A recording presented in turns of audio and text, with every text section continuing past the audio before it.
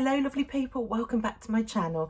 It's Candy here, and today I wanted to share a deck that I've been working with this month that I bought when I went to Glastonbury, and it's the deck, the art Through the Starstream Oracle, which is by Cheryl Yambrach Rose. Now, I got this from the Chalice Well Gardens after I'd done a healing walk through the waters. I'd cried, I'd felt real mother, female energy well up within me. And after spending time in the Chalice Garden, we went into the shop and I saw a big display of Mother Mary items and also this deck, and both of them really called to me. So this was my one deck purchase when I visited Glastonbury, and it is unusual, it's unique. I think it's really powerful. Now, I have been working with it through this month since I got it, and it's kind of blown my socks off a little bit. So I'm not sponsored, this was purchased with my own money, and today I wanted to share it with you. Now, I'm really fascinated with this deck because of her art process. She calls it art alchemy, and I think she talks about art in a fantastic way. She says that she starts with a focal point of the eyes and then she works outwards. So the eyes become like a portal for connecting with the person that she's painting. So it's channeled artwork. And she calls it art that employs a pattern of movement, and I think that's fascinating. She links it to natural patterns in the physical world, the fact that that energy spirals out in the physical world.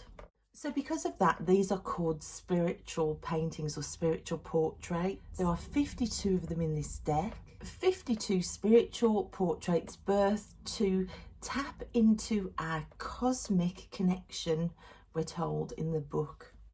We're also told in the book that a recipe of art creation is employed. She uses things like history and myth and personal experience, intuition, and a finely tuned psychic compass are all used and embedded into the art that she paints. So it really is channeled spirituality, art visions, and Cheryl Yambrach Rose herself says, "My highest aspiration as an artist is the infusion of spirit into matter," and she calls this the alchemy of art.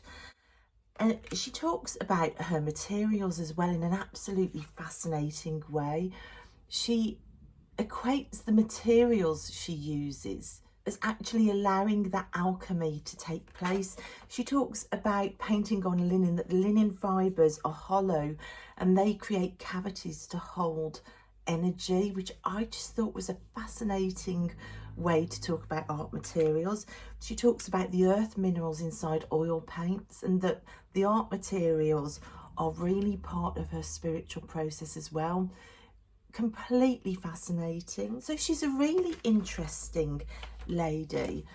Here she is on the back of the booklet, which comes with the deck. You can see it's got actually a really good little booklet with it. It says that she excels in spiritual portraiture and that she uses historical data along with her psychic impressions, and she creates empowered oil paintings based on experiences in sacred sites and other realms.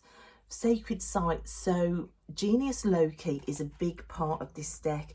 You will see it in the book descriptions of some of the cards. A lot of these card descriptions include pictures of sacred spaces and how it links to that sacred space. And for me, with my Portal Genius Loki, I can't even begin to tell you how much I love that. She is highly connected to Glastonbury. She lives in Glastonbury. Also, she's got houses in Prague and also in California. It's not just Genius Loki in place that inspires her, but there's also links to animals. There are links to events in history. Sent me on a quest onto the internet to find out what these actual real stories are all about. It's just really fascinating to use. There are links to plants as well on some of the cards. It's a whole mishmash of inspiration and history and myth and place and animals and different beings. It's all in there, and the way it's brought all together through art alchemy and channeled paintings, I think is fascinating. So there are 5 spreads in the little book that come with it. The Starstream Portal spread, the Praha spread, the Lemurian Dreaming Pool spread, Through the Veils of Avalon spread, and the Telos spread.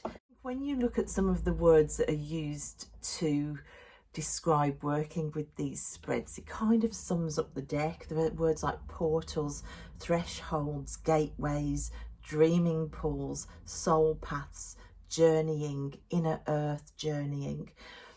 And that kind of gives you a feel for what this deck is like. The Veils of Avalon spread also shows her link to Glastonbury. Online, this deck, it looks like it's discontinued in a lot of places. It's hard to get. You can't get it on Amazon, or you couldn't when I looked. There are certain places you can find it.